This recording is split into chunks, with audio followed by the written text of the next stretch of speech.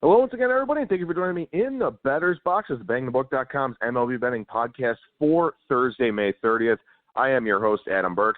This and every edition of the Bettor's Box presented by our friends over at DSI Sportsbook. BTB number 200 is that promo code. 100% deposit match bonus for the Sportsbook, 100% deposit match bonus for the live casino at BetDSI. It's only a game until you bet it. Now, I sound a little bit different here this morning with this Thursday edition of the Bettor's Box, having some technical issues here today, but did want to make sure I got the show out here. So just using the handheld phone here and do the best we can to get through today's program. As you know, we've got the Monday-Thursday format here with the Bettor's Box. The Monday mailbag will be back on Monday after the weekend at Skating Tripods on Twitter or Adam at bangthebook.com to send me questions for the Monday mailbag, and also to get on the contact list for notes for all of these Bettor's Box broadcasts. Lots of great stuff over at bangthebook.com right now for the NBA Finals. We've got a look at the NBA Finals MVP odds. We've got a series preview and a Game 1 preview from Admir Algic. Parker Michaels still doing his thing with the NHL playoffs here in the Stanley Cup Finals. My MLB picks and tips piece available every day over at the website. Had a golf preview and a DFS preview for you for the Memorial Tournament. Hopefully you got a chance to check those out. And also we got some NASCAR stuff for this weekend as the drivers head on up to Pocono Raceway. So busy time here in the sports world. Obviously we've got games of the year coming out at the Golden Nugget here today. A lot of talk about the new football contest over at the Circa Sportsbooks at Golden Gate and the D. And Derek Stevens working on that new property, which will be Circa and the home of that sportsbook. So a lot of stuff going on here. We're going to start unrolling our football content next week with some NFL season win totals from me and our cast of writers, and we'll also schedule out the college football season win totals as well. Picked up Athlon, been taking a look through that. Steals magazine comes out here, I believe, June 23rd. So time to get into that football mindset here once again as well. All right, so we'll go with the Beyond the Box score, then down the lines, a pick for the weekend, or pick for Thursday, I should say, and then a look ahead here to the weekend. So traditional format on this edition of the Bettor's Box. And let's go ahead and start with my Cleveland Indians as they took 2 out of 3 from the Boston Red Sox. Horrible homestand for the Tribe. Then they go out on the road and actually play pretty well against the Red Sox here at Fenway Park. This dormant offense really got going with that 9th inning comeback on Tuesday. They had 50 at-bats with a runner in scoring position here in this series, 13 hits in those 50 at-bats. But I will say this. I think the Indians are going to be overvalued here in this series against Chicago and probably for the next little while. Again, this is a team that came into the season with a lot of expectations. They have not lived up to them at all whatsoever. Maybe Jose Ramirez is coming around. We did see some signs of that here in this series. But also as you look at this series for the Indians, their offense had to carry them. And that's something that really hasn't happened a lot here so far this season. But Shane Bieber's regression did hit, so hopefully you were on the over or the first 5 over or something like that here in that Wednesday night tilt. Jeffrey Rodriguez struggled once again. I pegged him as a regression candidate a few weeks ago, so hopefully you've been able to make some money on that with some team total overs or something like that. But, look, they're getting Mike Clevenger back. We'll see if Corey Kluber comes back. But, Bieber's a guy that allows a lot of hard contact. I think he's going to struggle against better lineups. Jeffrey Rodriguez needs an opener. I don't think that Terry Francona is the type of guy to do that. So still worried about the Indians. Don't let these last 2 days and all these chances with runners in scoring position blind you from the fact that this offense has really struggled. And any regression, any drop-off from the pitching staff will be problematic for the Tribe. So I think they'll be overpriced here this weekend in the Windy City and probably here in the near future as well. But, keep in mind, even with these really bad lineups and with these really bad teams, too, not to say that the Indians are a really bad team, but the Marlins have been surging here of late. And this happens over the course of 162 games. I've mentioned this before. You're going to win 60 and you're going to lose 60. It's what happens with those 40 in between that define your season. So even bad teams like the Marlins, the Tigers, the Royals, even the Orioles probably at some point, all of these teams get hot. All of these bad offenses start to string performances together. You want to separate what's real from what's not. I'm not ready to believe in the Indians here yet. I'm not ready to believe in this offense, but obviously we'll see what happens here with the Tribe going forward. But you just want to keep that in mind. Keep the proper perspective here where it's a game of streaks in Major League Baseball. And the good teams wind up with more streaks than the bad teams. That's what defines their seasons. So don't overreact to these small sample size things from teams that really just haven't played well overall or haven't hit well overall, haven't pitched well overall, something like that. You really want to give it some time and see what's real and what's not. And I'm not entirely sure if the Indians are real here after this series against the Red Sox. Red Sox, of course, going into a series now against the Yankees, maybe a little bit of a look-ahead factor, a little bit of a punt on Wednesday with that Ryan Weber start. So we'll see how they fare here this weekend. And, of course, I'll preview that one at the tail end of the show. The Yankees took 2 out of 3 from the Padres here, but I was pretty impressed once again with this Padres pitching staff. I know Chris Paddock had some regression, gave up a few home runs, but how about Matt Strahm? 10 strikeouts on the road against the New York Yankees. And I realize this isn't the full complement of Yankee hitters. Still no Judge, Stanton. He's been out all season long. They're starting to get some guys back here, but still, for Strahm, 10 strikeouts, not a huge swing and miss guy, traditionally more of a contact management guy, but he's really doing well against right-handed hitters here. Some reverse platoon splits for him. You'll want to keep that in mind, especially at home where Petco Park's a little bit more forgiving. But I was very impressed with that Matt Strahm start. Also impressed with James Paxton and his return. Big boost for the Yankees. They need starting pitching help with all the injuries they've had on that side. Paxton masterful yesterday, 7 strikeouts over 4. Obviously still with the shortened pitch counts as he comes back from the injury. Keep that in mind with your Yankee handicaps here in his starts, but very, very strong effort from him. Of course, this is a Padres lineup that does swing and miss quite a bit. Struck out 32 times in this series, and this Padres team, I've mentioned this a few times here, but I do want to mention this again as we're about, 6 or 7 weeks away from the All-Star break now. This Padres team concerns me in the second half. Young pitching staff, attrition in the bullpen is almost a certainty here for every team, but it'll certainly be a bigger deal for the Padres, who are not faring well in the first 5 innings. They're not faring well offensively overall. I just don't see this team sustaining a run late in the season with starting pitching arms to protect, a faulty lineup. I think we could find a second-half underplay on San Diego. I've mentioned this before. This will be a play for me around the All-Star break where I will take San Diego for the second-half under. But just to kind of watch this here, especially because in the lead-up to the All-Star break, there aren't a lot of days off for these teams. I think I saw the Rays play 47 games in 48 days, something like that. The schedule does condense a little bit because you had all the weather days in April and stuff like that. So for this Padres staff here, where you may have a 6-man rotation, extra days of rest, maybe some openers thrown into the equation, the Padres are going to look pretty different here, I think, over the next 6 or 7 weeks. So I would approach them with extreme amounts of caution. The Astros took 2 out of 3 from the Cubs here, and give Houston credit. I mean, obviously they're a model organization, a model franchise now at this point in time in terms of their player development, but that depth really being tested right now with injuries, namely Jose Altuve and George Springer, but still finding ways to win games, still the best team in baseball in my estimation, especially when they're fully healthy. But John Lester, regression hits for him. Been talking about that all year long. It's been several starts in a row now for Lester. So hopefully you've remained patient with that, stayed on the faded Lester train. We had the first 5 over in his start on Tuesday, took that one to the window for us. But there was also Corbin Martin in that game, who has the stuff, but you kind of see a little bit of Corbin Burns to him as well. He'll look really good in one plate appearance, then give up a hanger and give up a dinger in the next one. Just a guy that – this is hard. Pitching is hard at the big league level. I mean, obviously I'm not one, but the consistency it requires from pitch to pitch, I think is one of the biggest learning curves for young players coming up.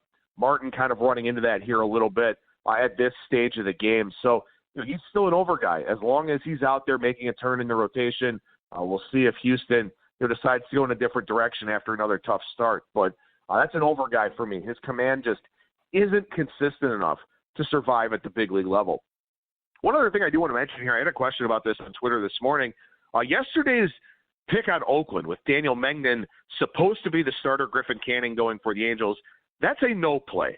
When we get these openers that get announced during the day, those are no plays for me. You always want to make sure that the listed pitchers are making the starts, because that handicap is predicated on those two guys starting the game. I understand that one inning may not make that much of a difference if you've got, the starter coming in as a bulk reliever, something like that. But still, you handicapped the game with the guys that were expected to start. So that's a no play for me. It's a no bet. It's canceled. It's no action, because I'm not going to hold on to a ticket at a different price with a different starting pitcher. So I just want to make that very, very clear here. It's in the spreadsheet. Well, I didn't list that game in the spreadsheet because it was canceled with no action. Maybe I'll go back and edit that just to make sure everybody knows what's happening. But that's the thing here about these openers, is that a lot of bets are going to be canceled, and you want your bet canceled if an opener starts that game, because you didn't handicap the game with that opener. Something that was announced during the day, it changes the lines, it changes everything.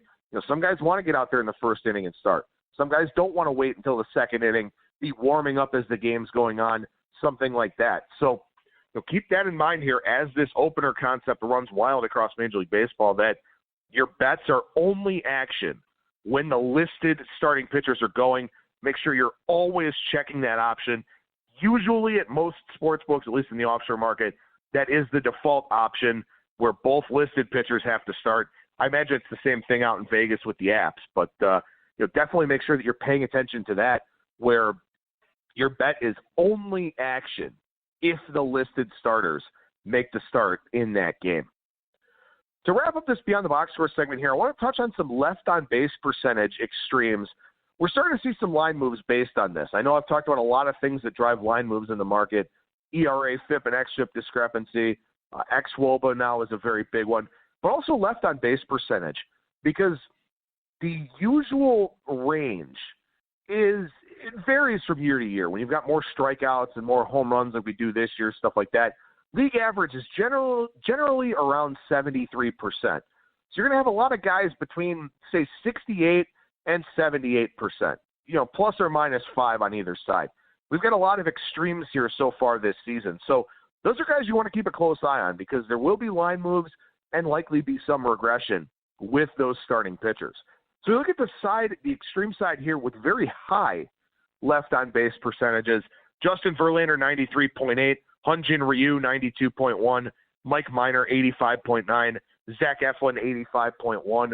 Wade Miley, 83.6. Zach Davies, 83.3. Luis Castillo, 82.7. Matt Strahm, Jake Odorizzi, and Trevor Richards, 82.4. Then Caleb Smith, 82.2. So a couple of Marlins there at the end of that list. But these are guys that you would expect to have a reversal of fortunes with men on base in these higher leverage situations. Really the plate appearances and the at-bats that dictate a lot of times how games are going to play out, because you get X number of chances per game. If you cash them in, you usually win. If you don't, well, you usually lose. So these guys here are guys that I would expect to see some negative regression from in terms of their ERAs, because they're not going to be as fortunate stranding those runners out there. And like I said, we will see some line moves here on these types of things. So Verlander, Ryu, Minor, Eflin, Miley, Davies, Castillo, Strahm, Odorizzi, Richards, and Caleb Smith.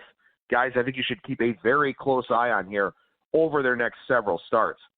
Now, some guys on the bottom 10 side, and actually we've seen a line move here today against Joe Musgrove, but his left-on-base percentage this season, 52.8%, the worst in baseball by 10%. So Joe Musgrove is a guy that has had no fortune whatsoever with men on base here this season, hasn't been able to strand a whole lot of runners. Part of this is because he has a very low home run to fly ball percentage. A lot of guys that give up a lot of home runs can carry a higher left-on-base percentage because the home runs just simply clear the bases off. But for Musgrove here this season, not a whole lot of luck at all. And it's crazy, too, because a 3.4% home run to fly ball percentage, just a 275 batting average on balls in play. So this is a guy that I think should be in line for some positive ERA regression. But again, money coming in against him here in today's matchup. Kyle Freeland and Walker Buehler, 62.9%. Marco Gonzalez, 63.9%. Noah Syndergaard, 64.7%. Syndergaard is a positive regression candidate across the board from a statistical standpoint, but that command profile for him just has not fully been here so far this season. Jorge Lopez of the Royals, 65%. Pablo Lopez of the Marlins, 65.3%. Good start yesterday for him against the San Francisco Giants. He's a guy on my radar to play unders with. I'm never confident in backing the Marlins and their shoddy offense, but I think Pablo Lopez, especially at home, should be in line for some better fortunes here. Jake Junis, 66.3%. Eduardo Rodriguez, big positive regression candidate as well, 66.5%. And then Garrett Cole, surprisingly enough, 67%. That's been on the rise. Cole's a high strikeout guy, should be able to strand a lot of runners. The market steams him every time he takes the mound, but with good reason here, especially this year, with some positive regression there in his strand rate, also known as left on base percentage. And I do always talk about that stat in my picks and tips piece over at bangthebook.com. So keep an eye out for line moves on those guys, and also keep an eye out for me to have some plays on or against that crowd, whether it's from a side standpoint or a total standpoint. Let's roll through the down the line segment here, dating back to Tuesday. Saw a fade of Jeff Samardzija on Tuesday. That was the Marlins taking some money there in that one. Samardzija, big regression candidate from an ERA to FIP standpoint. That one played out as hoped as the Marlins scored 11 in that game and came away with a very easy victory. We also saw John Lester money come in, which is very interesting, with a fade of Corbin Martin and likely a fade of that Astros lineup as well. The Astros lineup definitely playing left-handed, so to speak, here a little bit, with a lot of guys dealing with some injuries. And we've seen this a lot here this season. The quant crowd has a substantial impact on the betting market, and with their modeling tendencies, when guys are not in the lineup, their numbers make adjustments. They create those adjustments out there in the marketplace. So keep that in mind again. When there are multiple guys out for a lineup, those lines are definitely changing here. Seems like the odds makers and the operators have just been a little bit slow to make the right adjustments to those position player injuries. We saw Zach Davies become a favorite, but that wasn't money coming in on him. That was a pitcher change for the Twins. So don't mistake that for people suddenly liking Zach Davies. Zach Davies is still one of the biggest regression candidates out there in the league this season. That was not a line move on him. That was a line move because of the starter change for the Twins. Wednesday, we saw a line move on the A's. Liam Hendricks winds up getting the start, interestingly enough, pitching on back-to-back days. Very surprised to see that. But that was a line move because Mike Trout got the day off, didn't play for the Angels. Obviously, anytime Mike Trout is out, being the best baseball player on the planet, you have to adjust that line. That's what happened there in that one. We did see some Shane Bieber money on Wednesday, and that was particularly interesting to me because he's one of the biggest ex-Woba regression candidates, but not a whole lot of love for Ryan Weber and the Sox in that one. Bieber does come away with the victory, but again, didn't pitch very well. So we'll see what happens his next time out here, which I believe will come next week after this series against the White Sox. So Blake Snell money come in against Trent Thornton and the Toronto Blue Jays. Hardly a surprise there. I was actually surprised Snell didn't take money against Bieber in that start in Cleveland his last time out, but he does take money here on Wednesday, gets pumped into a much bigger favorite in that home game against Toronto. Finally on Wednesday, Kyle Hendricks, a flip favorite in the Cubs-Astros game. Once again, that watered-down Houston lineup having a lot to do with that, and also the market's never been very keen on Wade Miley.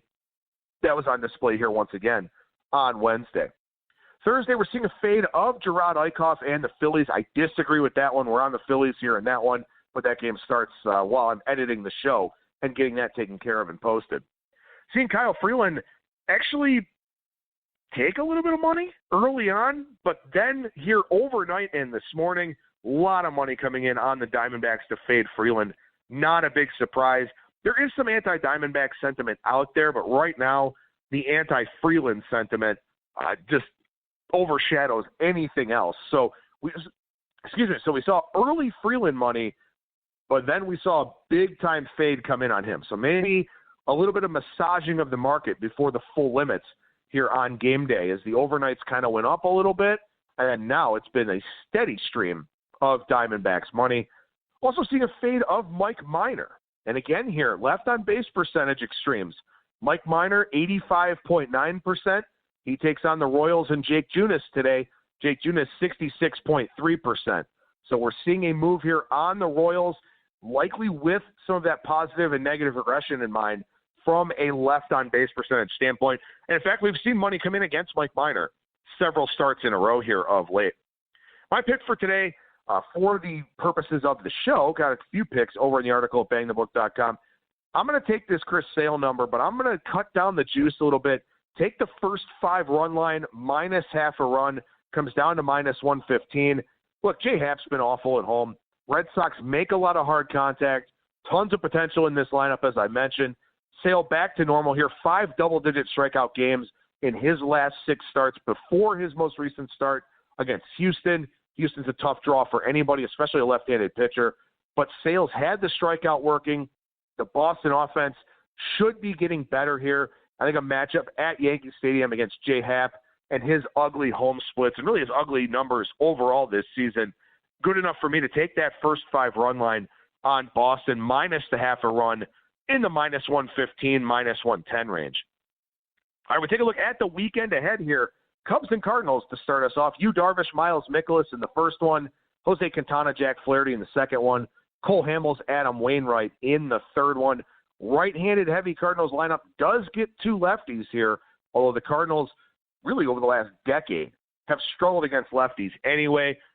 You know, the Cubs are really flying under the radar here. I know they just lost that series against Houston, but they played very well this season, been up around first place or in first place for the duration of the year. No one's really talking too much about them.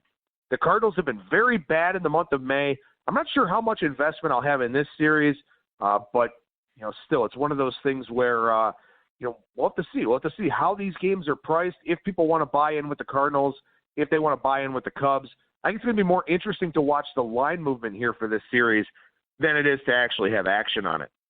Phillies and the Dodgers here. Jake Arrieta, Kenta Maeda in the first one on Friday. Zach Eflin, Clayton Kershaw Saturday. Nick Pivetta, Rich Hill on Sunday. I think it's a very tough series for the Phillies. They get 2 lefties in Kershaw and Hill where they don't walk as much. They do hit for a little bit more power, but Kershaw and Hill, they're not guys that you traditionally hit for a lot of power against. They get Maeda in the first game. He doesn't issue many walks. 3 right-handed starters for the Phillies against the Dodgers team that hits righties very, very well. I don't know how many big prices I'll lay with the Dodgers in this series, but I really don't envision myself being on the Phillies in any sort of underdog role here. These are 3 matchups that just don't look very good for them. Dodgers series price makes some sense, especially with the long travel for Philadelphia without the day off, the cross-country flight here today after wrapping up their series against the Cardinals. Marlins and the Padres. The Marlins heading out west here. They're surging right now. Caleb Smith, Joey Lucchesi in the first one, Jose Urena and to be determined on Saturday, and then Trevor Richards and Matt Strahm on Sunday. Looking for some low-scoring games here in this series. Padres getting a very tough lefty in Caleb Smith, then getting the right-on-right changeup of Trevor Richards.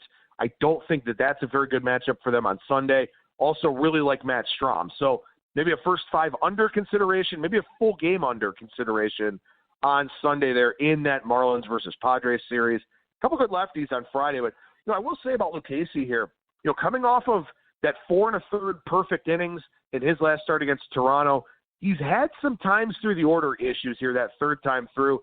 Not to say I'm going to take the Marlins because they're awful against lefties here this season, but just something to watch for Lucchesi for the rest of the year here. Finally, the Red Sox and Yankees. Chris Sale, Jay Happ in tonight's game. Eduardo Rodriguez, Domingo Germán tomorrow. Rick Porcello to be determined on Saturday. And then David Price and Masahiro Tanaka on Sunday Night Baseball. Obviously, this is always a rivalry. The Red Sox looking to close the gap here. They've gotten off to a slow start, but I keep talking about I think they're ready to go on a run. Still hasn't happened yet. Maybe this weekend is the catalyst, but both teams are off on Monday coming off the Sunday Night Baseball. In fact, there are only 4 games on the card for Monday, so we get a nice little bit of a break there with that Monday card coming out of the weekend. We'll have another edition of the Bettor's Box on Monday. We'll have a Monday mailbag with that as well. I know I've got some questions that have been building up. I've had some emails I just haven't been able to get to here this week. I apologize for that. Try to get to everything here over the weekend or as we head on into next week, specifically with that Monday edition of the Bettor's Box. That'll do it for me. Thank you so much for listening, everybody. And remember that you'll never strike out when you're in the Bettor's Box.